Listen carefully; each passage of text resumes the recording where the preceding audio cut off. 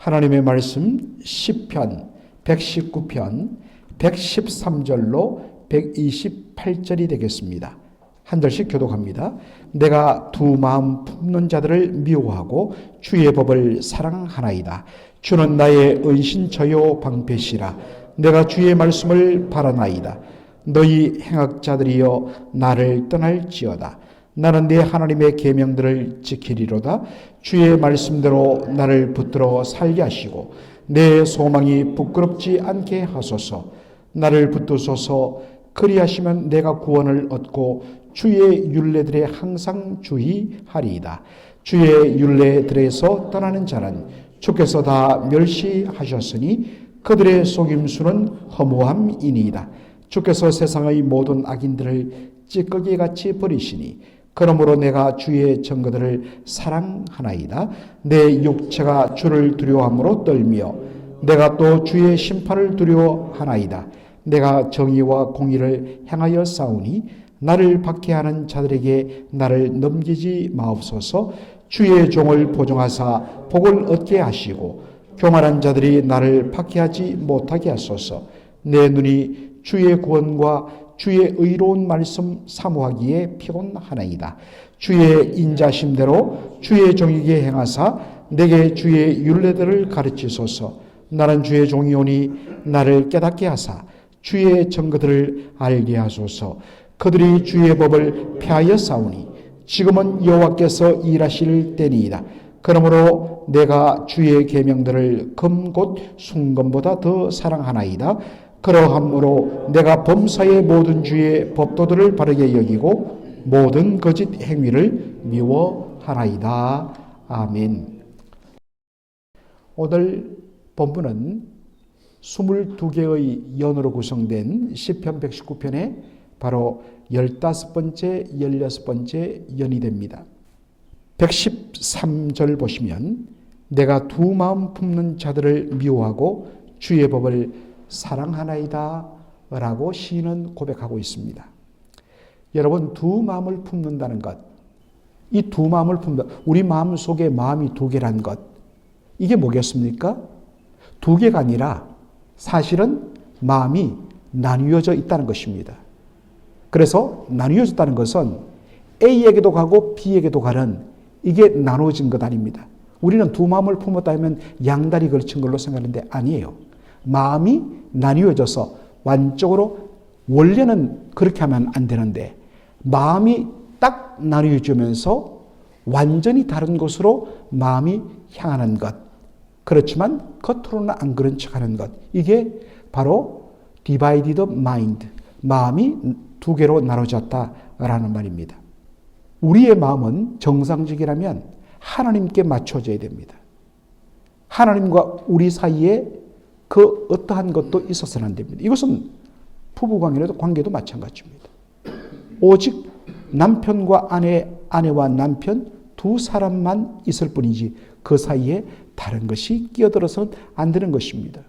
그런데 오직 남편을 향하여, 아내를 향하여, 배우자를 향하여서만 가야 할 그 사랑이 바로 나뉘어져서 엉뚱한 데로 흘러가는 것, 이럴 때 우리는 두 마음을 품었다라고 말합니다. 마찬가지입니다. 원래는 오직 여호와 하나님만을 경외하고 하나님만을 사랑하는데 모든 마음과 생각이 가 있어야 되는데, 그런데 어느 순간부터 하나님 아닌 다른 것에 마음이 기울기 시작하고 그쪽으로 계속적으로 마음이 뺏겨버리는 것, 이것을 두 마음을 품다라고 성경은 말합니다. 어떻게 하면 이 나뉘어진 마음을 다시 하나로 합쳐서 오직 하나님께만 향하게 할까요? 바로 시인은 주의 말씀을 사랑함을 통하여서 극복된다고 말합니다. 말씀을 사랑하여, 여러분, 우리가 누구를 사랑하면 사실 다른 데는 보이지 않습니다. 오직 사랑하는 대상만 보입니다. 이 정상적이죠. 말씀을 사랑하여 말씀의 모든 생각과 자신의 시간을 그곳에 그렇게 쏟아부으면 다른 곳에 눈을 돌릴 시간이 없습니다. 그리고 남들은 야, 이거 대단해, 이건 놀라워하는데 정말 그 가치가 너무나 사랑하시는 하나님의 말씀으로 인해서 그것은 없어도 좋고, 아니, 어떤 의미에서는 정말 그리스도 예수를 아는 지식이 너무너무 고상하여서 지금까지 그가 세상 사람들이 와 하고 했던 모든 것은 배설물, 바로 쓰레기로 그렇게 여긴다라는 바울의 이야기가 바로 이것과 똑같습니다. 반대로 말씀에서 눈이 멀어지고 마음이 멀어지고 시간이 줄어들면 하나님께로 향하던 마음은 그만큼 줄어들고 그동안 보이지 않았던 세상 것이 우리의 마음을 완전히 차지해버리는, 바로 그때 마음이 두마비 되어버린다는 것입니다. 이것은 매일매일의 싸움입니다. 매일마다 먼저 우리의 마음과 중심을 하나님 말씀을 두고 그 말씀을 사랑하고 그 말씀에 우리의 마음을 쏟아 넣을 때만 우리의 마음은 오직 하나님을 향하게 되어 있다라는 사실입니다. 115절 보면 너희 행악자들이여 나를 떠나라. 나는 내 하나님의 계명을 지키리로다. 여러분, 여기 행악자들이란 것은 윤리도덕적으로 악을 행하는 자를 뜻하는 것이 아닙니다. 우리가 보통 저 사람은 행악자야, 저 사람은 악을 행하는 사람이 하면 우리는 그 악을 윤리도덕적으로 대부분 접근합니다. 그러나 성경에서 말하는 악은 하나님의 하나님 되심을 인정하지 않는 것입니다. 그리고 하나님께서 내 인생의 주인 되심을 인정하지 않고 내 인생은 내 거야, 그러니 당연히 내 뜻대로 내가 원하는 대로 살고 그리고 나의 영광과 자랑과 행복이 내 삶의 전부가 되는 거야, 이것을 성경은 악이라고 이야기합니다. 반면에 선은 무엇입니까? 하나님의 하나님 되심을 인정하며 하나님을 경외하여 그분을 기쁘시게 하는데 모든 초점을 맞췄습니다. 그것은 어떻게 나타나냐면 바로 주의 말씀에 대한 온전한 순종을 통하여 하나님의 하나님 되심을 인정하는 것이 열매 맺게 되는 것이죠. 이런 의미에서 행악자들, 하나님 뜻을 안중에 두지 않고 오직 나의 기쁨, 나의 행복, 내 탐욕을 이루는 데 모든 초점을 맞추는 사람들, 이것을 행악자들이라고 성경은 말합니다. 시인은 이런 행악자들이 자신에게서 떠나기를 간절히 원하고 그렇게 요구하고 있습니다. 행악자들이여 나를 떠나라. 그 다음에 나는 내 하나님의 계명을 지키리로다. 왜 이렇게 말했을까요?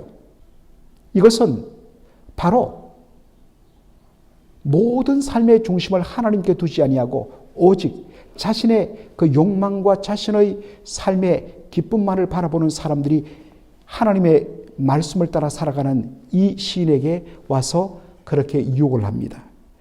당신 그렇게 살아봐야, 말씀을 지켜 살아봐야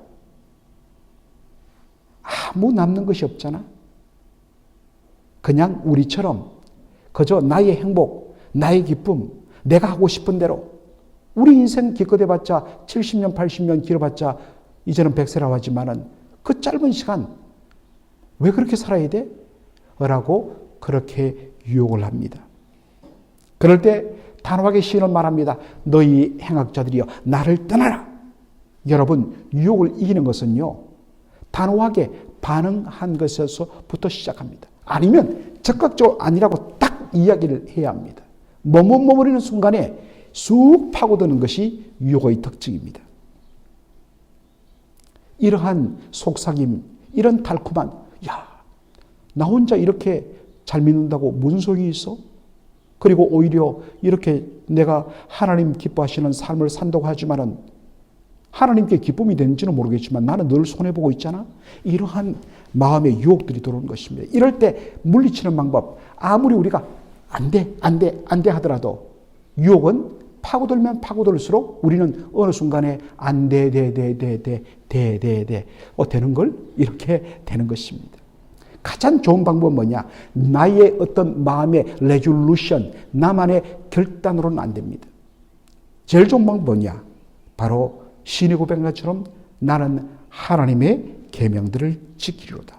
하나님의 말씀에 마음을 쏟고 하나님의 말씀을 묵상하고 하나님의 말씀을 계속적으로 내 입술로 엎조리며 그 말씀을 내가 지키려고 몸부림니다. 내 모든 마음을 하나님의 말씀에 마음을 쏟을 때 어느 순간에 내 마음속에 파고 들어오던 유혹들이, 템테이션들이 사라지게 되는 것입니다. 예수님께서 마태복음 16장에 보면 내가 이제 예루살렘으로 올라가는데 거기 가면 내가 대제사장들과 장로들에게 내가 붙잡혀서 고난을 당하고 내가 이방인들의 손에 넘겨져 죽임당한다. 로마 군병에 의해서 십자가에 못 박혀 죽는 것을 말씀하십니다. 그러나 사흘 만에 다시 살아나리라 부활을 말씀하십니다. 그때 베드로가 예수님에게 간합니다. 예수님, 절대로 그런 일이 일어나서는 안 됩니다. 라고 예수님을 간했다 했습니다. 그런데 영어 성에 보면 간했다, 그렇게 간청했다라는 말이 아닙니다. rebuke. 예수님을 제자가 책망합니다. 예수님, 당신 제정신입니까? 이제 예루살렘에 올라가면 왕이 되셔야 되지. 왜 죽는다고 이야기합니까? 그런 일이 절대로 일어나서는 안 됩니다. 그러자 예수님께서 뭐라고 이야기하시죠? 사탄아, 내 뒤로 물러나라. 너는 나를 망하게 하는 자로다. 네가 하나님의 일을 생각하지 아니하고 사람의 일을 생각한다. 예수님 왜 이렇게 말씀하셨을까요? 예수님의 모든 초점은 자신을 보내신 하나님 아버지의 뜻을 이루는 데 있었습니다. 그리고 그것의 절정은 예루살렘에 올라가셔서 바로 저주의 십자가를 그가 다 받고 죽는 것이었습니다. 그것을 통하여서 바로 우리가 받아야 할 모든 저주와 형벌과 죄의 값을 다 지불함으로 우리를 죄와 사망에서 구원하시는 것, 이것이 바로 예수님께서 바라보시는 하나님의 일이었습니다. 그런데 베드로는 겉으로 보면 분명 예수님 죽어서는 안 된다고 하는 예수님을 위하는 것 같지만 실은 그것이 도리어 예수님을 넘어지게 만드는 일이 된다는 것입니다. 예수님은 여러분 사랑하는 자신의 제자에게 사탄아, 네가 사탄이다. 물러가라. 막 야단치고 그러고 싶겠습니까? 참 저 같으면 그렇게 못할 것 같아요. 그런데 예수님 왜 그렇게 하느냐? 단호함입니다. 그렇게 단호하게 너희 행악자들이여 나를 떠나라. 나는 오직 주의 계명, 주의 말씀을 나는 지키리로다.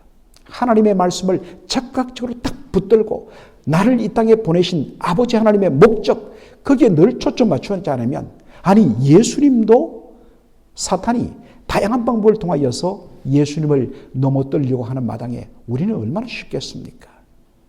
그러므로 우리가 마음의 중심을 딱 잡고 바로 우리의 부르심의 목적을 따라서 살아가는 유일한 방법은 하나님의 말씀을 늘 마음의 중심에 두고 그 말씀을 묵상하며 그 말씀을 가지고 실험하는 이것밖에는 없습니다. 여러분, 어떠한 유혹이 찾아옵니까? 여러분, 시편 119편을 한번 펴보십시오. 그리고 여러분 1절부터 176절까지 한번 읽어보십시오. 말씀을 가지고 이 신이 얼마나 몸부림치는지, 그렇게 한 구절 한 구절이 우리의 마음속에 들어오는 순간 어느 사이에 우리의 생각은 정리될 것입니다. 어느 순간 우리에게 주님께서 놀라운 명철, 즉 디서먼트, 분별력을 주실 것입니다. 하나님께서 놀랍게, 그래 내가 어떤 일이 있어도 나는 하나님의 편에 선다, 하나님의 말씀의 편에 선다는 바로 그런 마음으로 딱 중심을 잡고 바로 그 순간 우리를 혼란스럽게 만들었던 유혹은 사라지게 될 줄로 믿습니다. 말씀을 가까이 하시기 바랍니다. 119편 119절, 주께서 세상의 모든 악인들을 찌꺼기같이 버리시리니 그러므로 내가 주의 증거들을 사랑하나이다. 여러분, 여기 찌꺼기란 것은 바로 이 용광로 도가니 속에 벌겋게 불을 지핀 후에 거기에다가 바로 쇠나 금이나 은을 포함한 그 돌덩어리를 넣으면 이것이 1000도 1500도 올라가면서 완전히 다 녹습니다. 그런데 여러분들 그렇게 녹으면서 그 속에 섞여있던 불순물들, 찌꺼기들이 위로 떠오르게 됩니다.